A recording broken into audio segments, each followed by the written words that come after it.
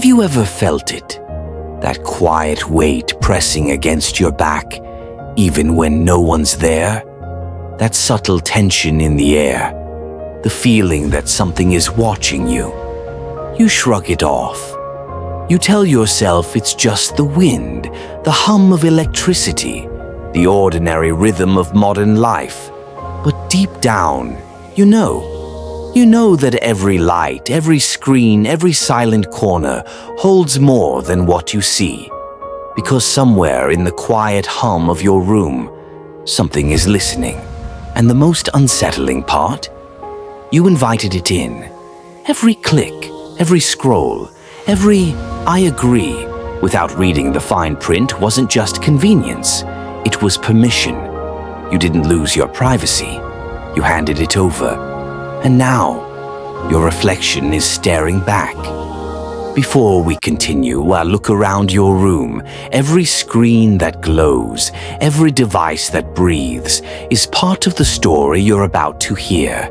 Because this is not fiction.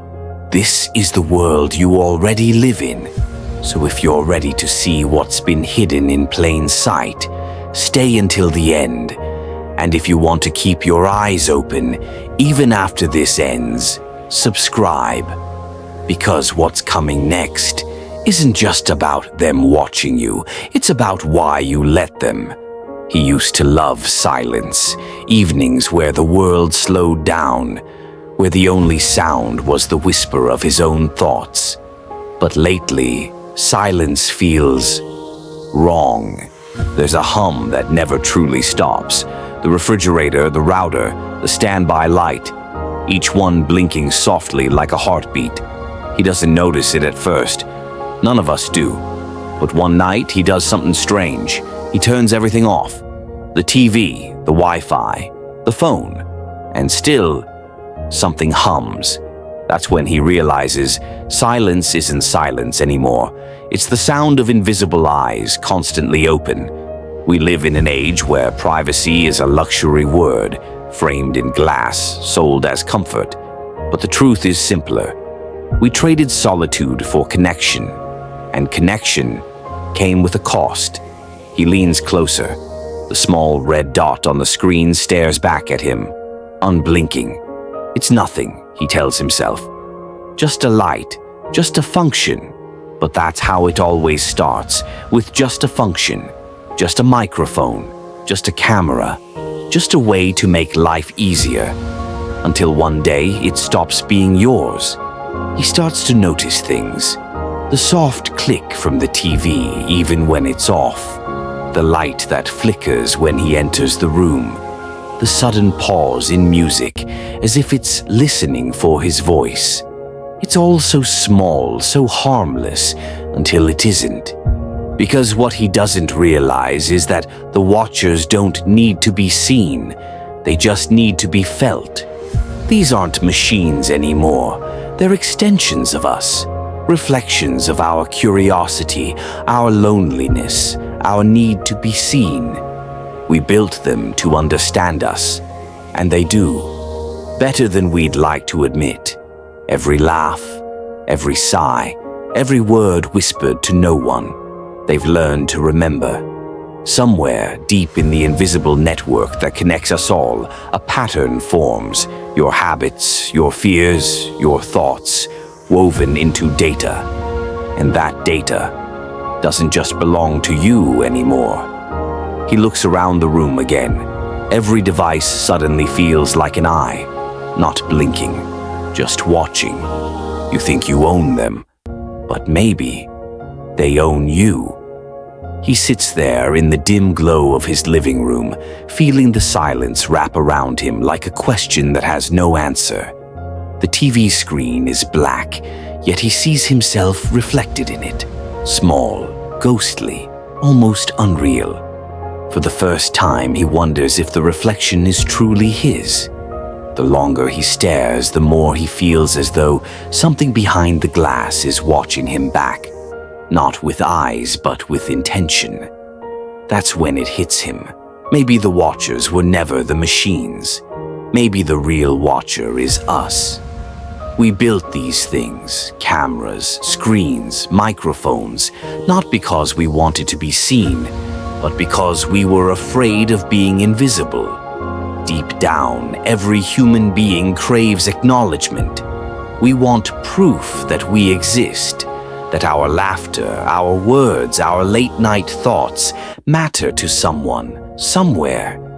And when no one was listening, technology promised it would. He remembers the first time he bought his smart device, the smooth voice that greeted him, the instant response to his questions, the way it made him feel heard. It was subtle, almost comforting, like having a friend who never judged, never interrupted, and never left. But that comfort was a trap disguised as connection, because every word he spoke was recorded, stored, analyzed, not to understand him, but to predict him, to sell him pieces of his own personality, packaged neatly as convenience. And yet, he let it happen. We all did. We gave up fragments of ourselves, willingly, because deep down we feared silence more than surveillance. We feared the weight of being alone with our thoughts. He stares into that black screen again, and this time he realizes the truth. It's not just a mirror, it's a confession booth. It reflects not only who he is, but who he's become. Someone who traded authenticity for validation. Someone who opened his life to invisible eyes just to avoid the feeling of being unseen. The devices, the data, the watchers, they're only reflections of what we've become as a species. Hungry for attention, addicted to being observed, desperate to matter in a world that's growing quieter by the day. And that's the real horror. Not that someone's watching you, but that maybe, deep down, you want them to. He wakes up one morning and decides to turn it all off. Every screen, every light, every device that hums in the background. For the first time in years, his house is truly silent. The kind of silence that makes your own breathing sound loud. At first, it feels wrong, uncomfortable, empty. But then something strange happens. He starts to notice things again.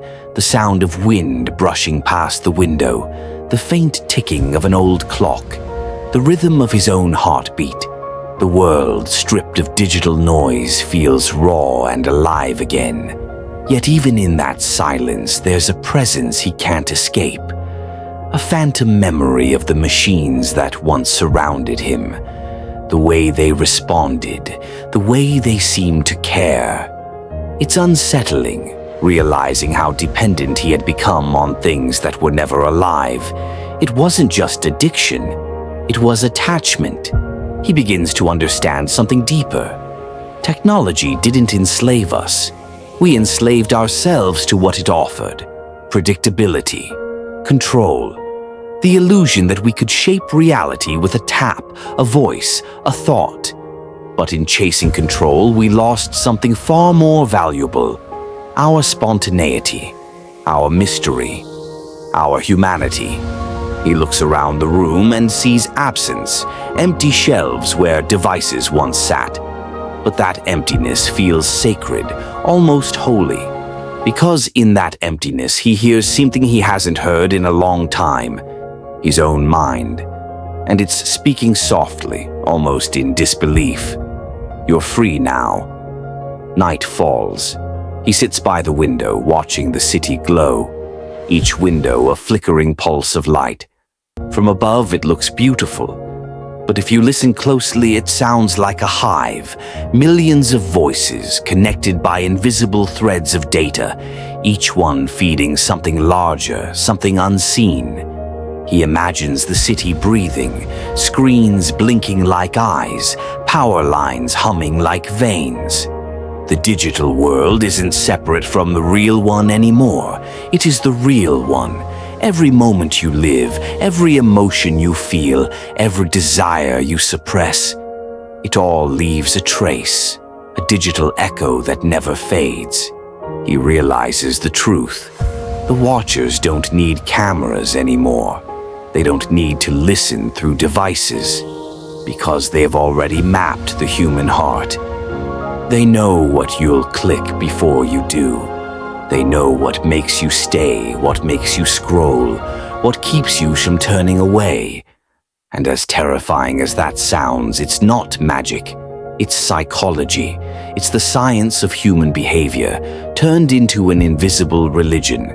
A system built not on faith, but on predictability. He sees it now. The screens aren't windows anymore. They're mirrors. And the Watchers behind them.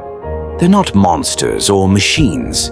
They're people, just like him, caught in the same loop, watching and being watched. It was never about privacy. It was about control. And the scariest kind of control is the one that feels like freedom.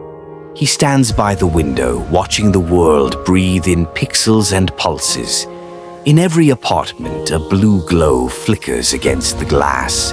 Every room is alive, not with people, but with presence.